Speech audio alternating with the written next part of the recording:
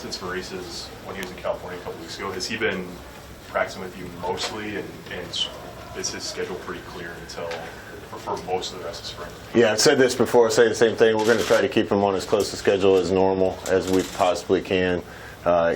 He had a full day of practice today. He's been limited. He has bigger fish to fry right now than worrying about this, but we want to keep him on a schedule. So he's been a part of practice, not a full participant in practice, but when he's been out there, he's been doing a good job. Scott, how do you feel about how the interior of that O-line is shaping up halfway through the spring? Yeah, we're getting better everywhere, and it's fun to watch. Feel really good about the 2 tackles we have. Obviously, they come back with a lot of experience and have gotten better. We got to make sure and solidify the middle of that O-line. Bo Wilson stepped in and did a great job last year. We got a center and a guard to replace. I think there's been some good and some bad.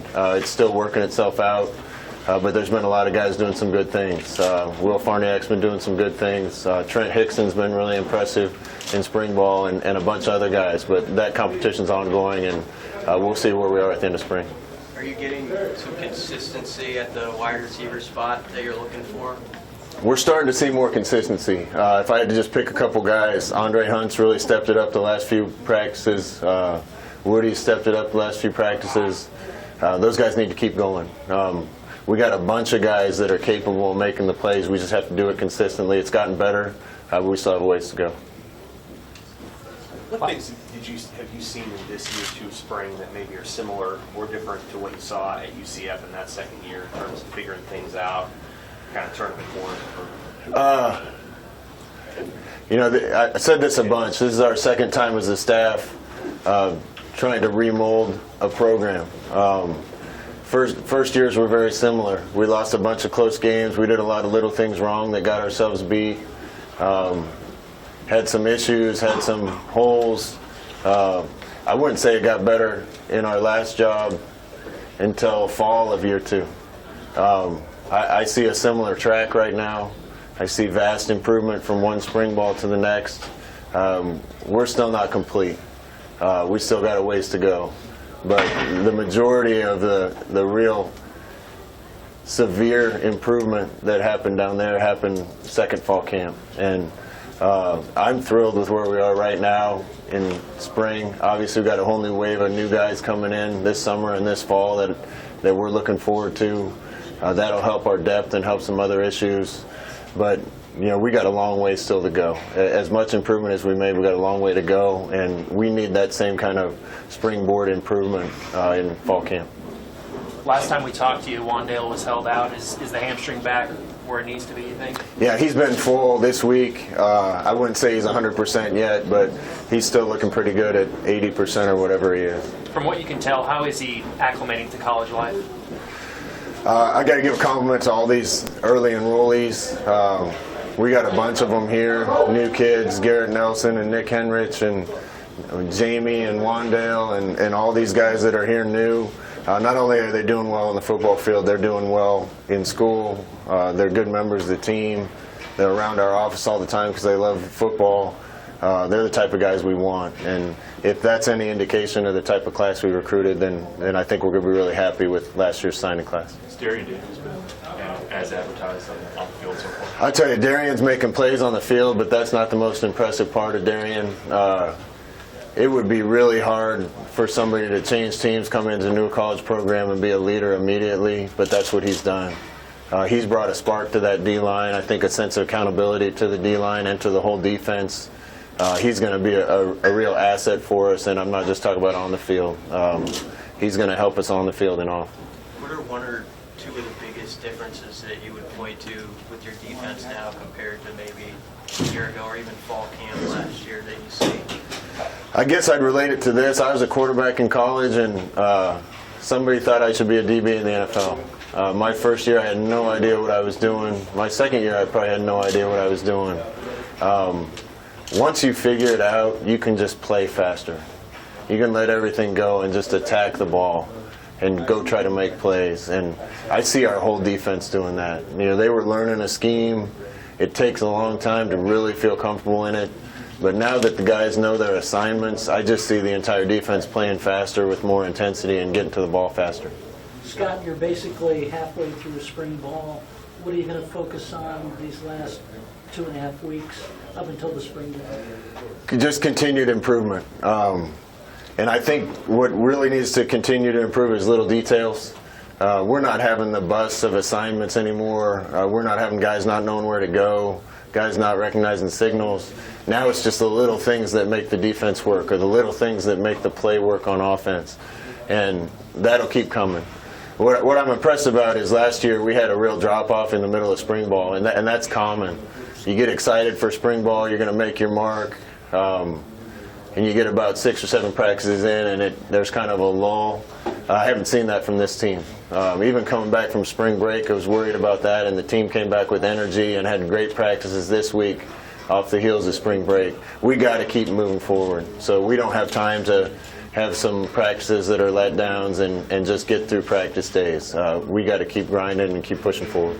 Scott, were you happy with the way the guys came back then, and keep taking care of their bodies over spring break? I wasn't just happy, I was thrilled with the way the guys came back. They handled spring break. There's 100 things that could happen on spring break. We all know that. They came back ready to practice. They had a captain's deal on Sunday to get themselves back in shape and ready for Monday practice. And we had an intense, fast practice on Monday and looked like they hadn't left and missed a step. That's a sign of a mature team that's starting to make decisions based on what's best for the team instead of what's best for them. Starting April 1, you guys can start having official visits. I know that you didn't really have an opportunity to do that last year. What maybe is your game plan this year with how you can use those? Yeah, we have a bunch of official visits we're going to be able to use. I think over 10 official visits still left. Last year we were out of them, so we didn't have an opportunity to bring very many kids in the spring. We're going to try to use those official visits if we need to for kids that are going to be committed in the summer. If we have a shot at them, we want to get them here.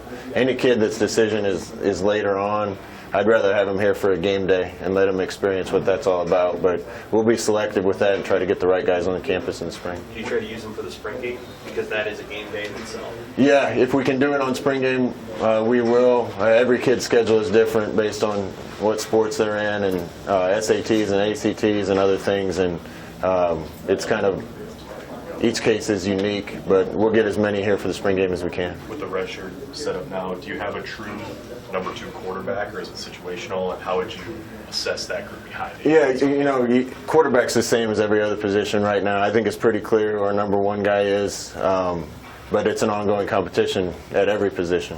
Noah Vedrill's been doing a really good job. Highlight that.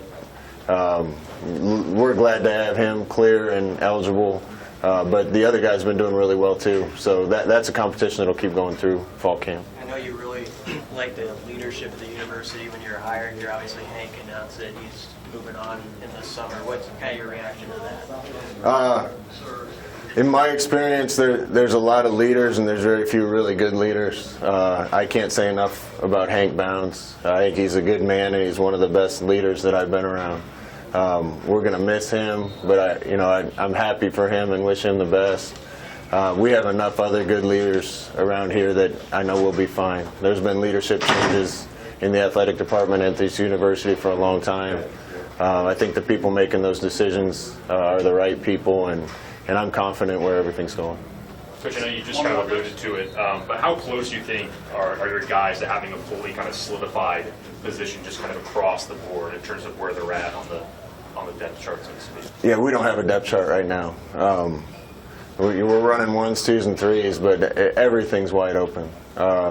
There's obviously some guys at practice that are really good and are going to be our guys, but I don't want them to sit back on that either. So competition's going to stay open, and we won't even make a depth chart until a week before the first game.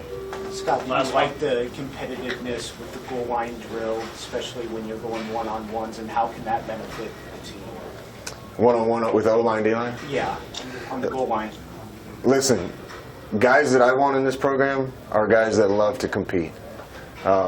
We didn't have enough of that when our staff got here. We had competition today. It was offense versus defense. It was our second time doing it. Every play mattered. Every rep mattered.